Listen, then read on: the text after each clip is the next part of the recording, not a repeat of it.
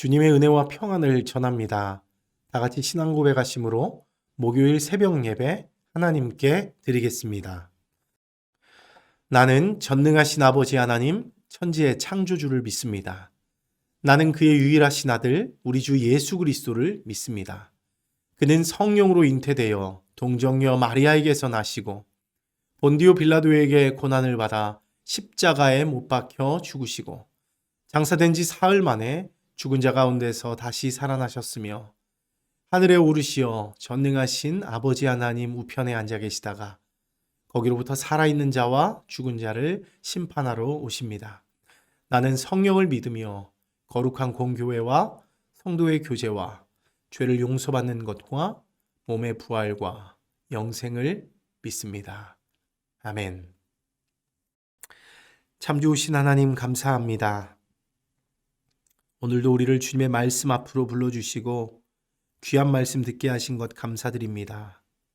뚜렷한 기준이 없고 무엇을 붙들며 살아야 할지 혼란스러운 이 시대에 주께서 우리에게 기준이 되고 생명의 줄이 되는 말씀 주셨사오니 그 말씀 붙들고 살 수 있도록 주님 은혜 베풀어 주시옵소서. 우리는 부족합니다. 지혜가 없습니다. 은혜가 필요합니다. 말씀을 통해서 깨달을 수 있는 은혜 우리에게 부어주시고 그 말씀을 통해 생명의 길, 열려진 주님의 그 길 가운데로 걸어나가며 주님과 동행하며 승리의 나라 향하여 걸어나갈 수 있도록 주님 은혜 베풀어 주시옵소서. 오늘도 여러 가지 기도의 제목들 가지고 나온 믿음의 백성들이 있습니다. 불쌍히 여겨주시고 그들의 기도의 제목들 하나하나 주님 앞에 아뢰을 때에 들어주시고 위로하여 주시옵소서. 감사드리며 예수님 이름으로 기도합니다. 아멘. 오늘 우리에게 주신 하나님의 말씀 함께 나누겠습니다. 오늘 우리에게 주신 하나님 말씀은 신명기 25장 1절에서 10절까지 말씀입니다. 사람들 사이에 분쟁이 생겨서 그들이 법정에 서게 되면 재판장은 그들을 재판하여 옳은 사람에게는 무죄를, 잘못한 사람에게는 유죄를 선고해야 합니다. 유죄를 선고받은 사람이 매를 맞을 사람이면 재판관은 그를 자기 앞에 엎드리게 하고 죄의 정도에 따라 매를 때리게 해야 합니다. 그러나 매를 40대가 넘도록 때려서는 안 됩니다. 40이 넘도록 때려서 당신들의 결례가 당신들 앞에서 천히 여김을 받아서는 안 됩니다. 곡식을 밟으면서 타작하는 소의 입에 망을 씌우지 마십시오. 형제들이 함께 살다가 그 가운데 한 사람이 아들이 없이 죽었을 때에 그 죽은 사람의 아내는 딴 집안의 남자와 결혼하지 못합니다. 남편의 형제 한 사람이 그 여자에게 가서 그 여자를 아내로 맞아 그의 남편의 형제된 의무를 다해야 합니다. 그래서 그 여자가 낳은 첫 아들은 죽은 형제의 이름을 이어받게 하여 이스라엘 가운데서 그 이름이 끊어지지 않게 해야 합니다. 그 남자가 자기 형제의 아내와 결혼하는 것을 기뻐하지 않을 경우에 홀로 남은 그 형제의 아내는 성문 위에 회관에 있는 장로들에게 가서 남편의 형제가 자기 형제의 이름을 이스라엘 가운데서 잊기를 바라지 않으며 남편의 형제의 의무도 나에게 하지 않고 있습니다 하고 호소해야 합니다. 그러면 그 성읍의 장로들이 그를 불러다가 권면하십시오. 그래도 듣지 않고 그 여자와 결혼할 마음이 없다고 하면 홀로 남은 그 형제의 아내가 장로들이 보는 앞에서 그에게 나아가서 그의 발에서 신을 벗기고 그의 얼굴에 침을 뱉으면서 말하기를 제 형제의 가문 세우기를 원하지 않는 사람은 이렇게 된다 하십시오. 그 다음부터는 이스라엘 가운데서 그의 이름이 신 벗긴 자의 집안이라고 불릴 것입니다. 아멘. 이 시간 우리에게 주신 하나님의 말씀을 다시 읽고 묵상하면서 잠잠히 주님 앞에 나아가는 시간을 잠시 갖도록 하겠습니다.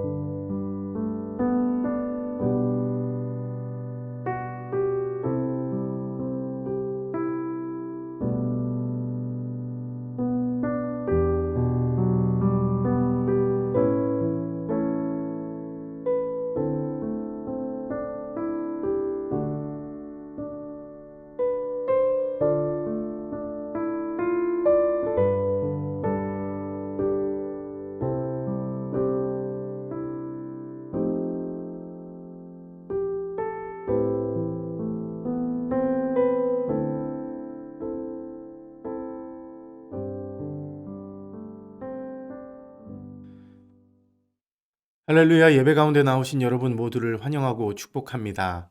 오늘 여러분들과 함께 나눌 말씀은 신명기 25장 1절에서 10절까지의 말씀입니다. 여기를 보면요, 약자를 보호하라는 하나님의 명령 그리고 그 규정이 나오고 있는데요. 1절부터 3절까지를 보면 범죄자에 대한 보호 규정이 나타나고 있고요. 4절은 정당한 대가를 지불함으로 경제적인 약자를 보호해야 한다, 그런 규정입니다. 그리고 5절에서 10절까지는 대가 끊어질 위험에 처한 가문을 보호하고 특별히 남편을 잃은 여인을 보호하라는 규정이 언급되고 있죠. 오늘 이 세 가지의 내용을 다 살펴보기는 어렵고요. 오늘 5절에서 10절까지의 말씀을 중심으로 살펴보면서 하나님이 명령하신 약자 보호법의 의미를 함께 살펴보려고 합니다. 그러면 5절에서 10절의 말씀을 한번 보도록 할 텐데요. 여기를 보면 계대 결혼에 관한 규정이 언급되고 있죠. 다른 이름으로, 비슷한 이름으로는 형사 취수제도 혹은 고엘제도로 불리기도 합니다. 여러분, 그럼 계대 결혼이란 무엇입니까? 오늘 본문 5절에서 또 6절에서 이야기하는 것처럼 만일 어떤 사람이 대를 이을 그 자손, 아들이 없이 죽게 되면 그 형이나 그 동생이 죽은 형제의 아내와 결혼을 해서 죽은 형제의 가문과 기업을 이을 수 있게 해주는 제도라는 거예요. 굉장히 길고 어렵죠? 그러니까 어떤 사람이 후사가 없이 죽었을 경우에 그 형이나 동생이 그 죽은 형의 아내와 결혼해서, 형제의 아내와 결혼해서 기업을 이을 수 있도록 해준다는 거예요.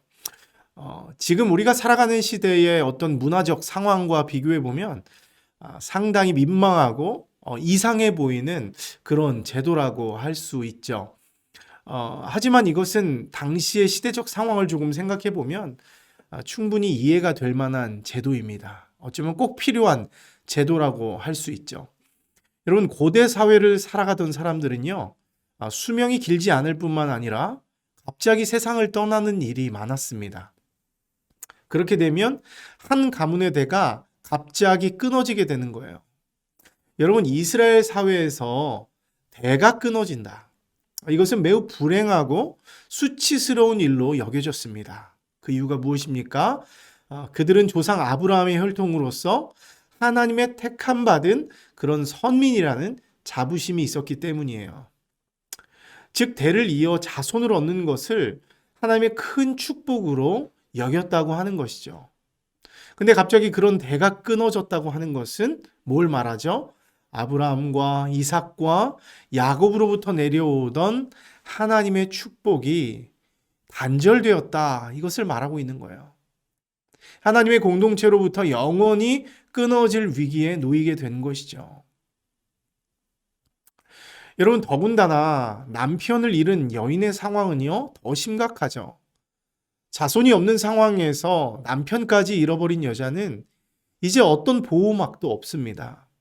사회 경제적으로 아주 소외되기가 쉬웠고요. 여러 가지 위험과 억울한 일을 당하기가 쉬웠습니다. 그래서 성경을 보면 과부를 고아와 나그네와 더불어서 가장 소외된 계층으로 분류하고 있는 것을 우리가 알 수 있죠. 상황이 이러하니 얼마나 불행하고 수치스러운 상황입니까? 한 가정에 있어서, 그리고 한 여인에게 있어서 너무나 절망적인 상황이라고 할 수 있습니다. 하지만 여러분, 자비가 넘친 우리 하나님은 어떤 분이십니까? 이런 약자들, 이런 절망 가운데 있는 사람들을요, 그냥 내버려 두시는 분이 아닙니다. 그들을 불쌍히 여기시고 그들이 어려움 속에서도 살아갈 수 있도록 은혜를 베푸시는 하나님이세요. 여러분, 실제로 오늘 본문을 보십시오. 하나님은 대가 끊어질 위기에 놓인 가문이나 남편을 잃음으로 보호막이 사라진 여인을 구원할 수 있는 사회 보장 제도를 만들어 준다는 거예요. 피할 바위, 피할 산성을 만들어 준다는 것입니다. 다른 형제들로 하여금 그 위기를 의무적으로 짊어지게 해요. 그 끊어진 가정의 대를 대신 이어주게 합니다. 그래서 그 이름이 이스라엘 중에서 영원히 끊어지지 않도록 하나님이 도와주신다는 것이죠. 심지어 하나님은 그 의무를 짊어지지 않으려고 하는 사람이 있으면 여자로 하여금 의무를 거부하는 자를 고발할 수 있도록 그런 장치를 만들어 줍니다. 그리고 그 합당한 벌을 받게 하는데요. 어떤 벌입니까? 오늘 본문 보니까 상당히 무섭습니다. 신을 벗기고 그의 얼굴에 침을 뱉으며 그의 형제의 집을 세우기를 즐겨하지 아니하는 자에게는 이같이 할 것이니라 이렇게 말하면서 사람들 앞에서 망신을 주고 강력한 경고를 주게 한다는 거예요. 그만큼 하나님은 이 일을 중요하게 여기시는 것이죠. 사회적 약자를 끝까지 돌보시는 하나님의 세심한 손길을 오늘 본문을 통해서도 느낄 수 있는 것입니다. 여러분, 실제로 성경을 보면 이런 계대 결혼 제도의 수혜를 받은 대표적인 사람이 있죠. 누구입니까? 바로 룻의 시어머니였던 나오미죠. 룻도 마찬가지고요. 여러분들이 잘 아는 대로 나오미에게는 남편 엘리멜렉과 두 아들 말론과 기론이 있었습니다. 근데 어느 날 남편 엘리멜렉이 먼저 죽어요. 그리고 두 아들 말론과 기론도 결혼한 지 얼마 되지 않아서 죽게 됩니다. 그러니까 오늘 본문의 말씀대로 대를 이을 자손이 없이 남편과 두 아들을 하루아침에 다 잃어버린 것이죠. 아마 나오미는 자신이 모든 꿈을 잃어버린 세상에서 가장 불행한 여인이라는 생각이 들었던 것 같습니다. 그래서 기쁨이라는 뜻을 가진 나오미라는 그 이름 대신에 괴로움과 고통을 뜻하는 마라라는 이름으로 나를 불러달라 사람들에게 요청하죠. 그럼 얼마나 슬픈 일입니까? 얼마나 괴롭고 힘들었으면 내 이름이 기쁨인데 고통이라고 불러달라고 말하겠습니까? 그만큼 슬프고 괴롭고 절망적이었던 것입니다. 하지만 우리 자비로우신 하나님은 어떻습니까? 나오미를 끝까지 불쌍히 여겨주세요. 남편의 친척으로서 계대 결혼 제도를 이어갈 수 있는 보아스라고 하는 남자를 만나게 하죠. 그리고 그 보아스의 마음을 움직여서 며느리 룻을 사랑하게 하시죠. 심지어 이방 여인 아닙니까? 그 룻을 사랑하게 하세요. 그리고 그 가정의 대를 이을 마음까지 부어주십니다. 다만 보아스보다 먼저 기업 물을 자가 있었거든요. 그러니까 앞선 자가 있었다는 것이죠. 우선된 자. 그래서 보아스가 그에게 먼저 기회를 주죠. 그랬더니 그 사람이 어떻게 합니까? 나는 기업 무르기를 포기한다. 할 수 없다. 그 의미로 신발을 벗어줍니다. 그래서 보아스가 백성들과 장로들 앞에서 자신이 이제 기업 물을 자가 되었으니 내가 나오미와 룻을 책임지겠다. 그 가정의 기업 물을 자가 되겠다. 약속하고 맹세합니다. 이 일로 나오미는요, 룻으로부터 후손을 얻게 됩니다. 모든 수치와 아픔으로부터 구원을 얻게 됩니다. 즉 우리 하나님께서 고통으로 불리던 여인을 다시 기쁨으로 만들어 주셨다는 거예요. 여러분, 이처럼 우리 하나님은 가난하고 소외된 자들을 내버려 두지 않는 하나님이에요. 반드시 살 길을 내셔서 절망한 자들을 구원해 주시는 하나님이세요. 실제로 이런 은혜는 지금 이 시대를 살아가고 있는 우리들에게도 동일하게 베풀어지고 있는 은혜죠. 어떻게요? 우리 역시도 죄와 저주로 인해서 은혜가 끊어진 사람들입니다. 그래서 빛도 없이 소망도 없이 절망 속에서 살아가던 사람들이에요. 그런데 하나님이 우리를 불쌍히 여기셨습니다. 아들 예수님을 이 땅에 보내주셨어요. 그래서 예수님은 우리를 어떻게 해요? 그 보배로운 피로 우리를 사서 하나님께 드리시고 하나님의 자녀가 되어 하늘의 복을 상속받을 수 있도록 해주셨다는 것이죠. 즉 예수님이 친히 우리의 기업 물을 자가 되어 주심으로 하나님의 축복에서 떨어져 나갈 위기에 있던 우리들을 주님께서 구원해 주셨다고 하는 것입니다. 여러분, 때문에 우리는 어떤 삶을 살아야 하겠습니까? 우리가 은혜 받은 자잖아요. 사랑받은 자이고 기업 물을 자를 통해서 끊어질 위기에 있었던 그 위기에서 벗어난 사람들입니다. 마찬가지로 예수님이 우리에게 큰 은혜를 베풀어 주셨듯이 우리 역시도 내 이웃과 형제들에게 은혜를 베풀어 주어야 합니다. 특별히 여러 가지 어려움 속에서 절망하고 있는 사람들이 우리 주변에 참 많아요. 마음에 상처가 있는 자, 신앙을 버리려고 하는 자, 마음에 환난당하고 곤고한 자들이 너무나 많습니다. 하나님의 은혜에서 벗어나고 방황하고 힘들어하는 사람들이 참으로 많습니다. 여러분, 하나님께서 그런 분들을 우리 주변에 두신 이유가 무엇이라고 생각하십니까? 그런 분들을 우리에게 알게 하시고 눈에 보이게 하신 이유가 뭐예요? 하나님이 우리에게 은혜를 베푸셨듯이 너희도 가서 은혜를 베풀라는 뜻으로 우리에게 붙여주신 분들이죠. 때문에 그런 사람이 보이면 보다 더 적극적으로 나아가서 이웃을 돌보고 섬기는 일에 힘을 쏟아야 하는 것입니다. 그것이 바로 그리스도인의 마땅한 자세이죠. 여러분, 그런데 만일 이웃사랑의 그 의무를 우리가 그 은혜를 받았음에도 불구하고 모른 척하고 저버리면 어떻게 됩니까? 오늘 본문에서 그 의무를 저버리는 자를 어떻게 했죠? 신발을 벗기고 침을 뱉으며 사람들에게 망신을 주었습니다. 마찬가지로 우리도 그 의무를 저버리게 될 때 또 다른 방법으로 또 수치와 멸시를 당하게 될 것이 분명합니다. 실제로 예수님은 마태복음 25장에서 양과 염소의 비유를 하고 계시거든요. 의인들을 칭찬하고 악인들을 책망하시죠. 여러분, 이때 어떤 말씀을 하십니까? 예수님이 악인들에게 하신 말씀만 조금 살펴볼게요. 예수님은 악인들에게 이렇게 말씀하십니다. 또 왼편에 있는 자들아, 왼편에 있는 자들에게 이르시되 저주받은 자들아, 나를 떠나 마귀와 그의 사자들을 위하여 예비된 영원한 불에 들어가라. 내가 줄일 때 너희가 먹을 것을 주지 아니하였고 목마를 때 마시게 하지 아니하였고 나그네 되었을 때 영접하지 아니하였고 헐벗었을 때 옷 입히지 아니하였고 병들었을 때 때와 옥에 갇혔을 때 돌보지 아니하였느니라 하시니, 이렇게 말씀하시는 거예요. 근데 그랬더니 악인들이 대답하죠. 뭐라고 이야기합니까? 그들도 대답하여 이르되 주여, 우리가 어느 때에 주께서 줄이신 것이나 목마르신 것이나 나그네 되신 것이나 헐벗으신 것이나 병드신 것이나 옥에 갇히신 것을 보고 우리가 공양하지 아니하더이까? 이렇게 물어보는 거예요. 우리가 언제 그랬습니까? 그랬더니 예수님 뭐라고 말씀하세요? 이에 임금이 대답하여 이르시되 내가 진실로 너희에게 이르노니 이 지극히 작은 자 하나에게 하지 아니한 것이 곧 내게 하지 아니한 것이니라. 그들은 영벌에 의인들은 영생에 들어가라 하시니라. 여러분, 무슨 말입니까?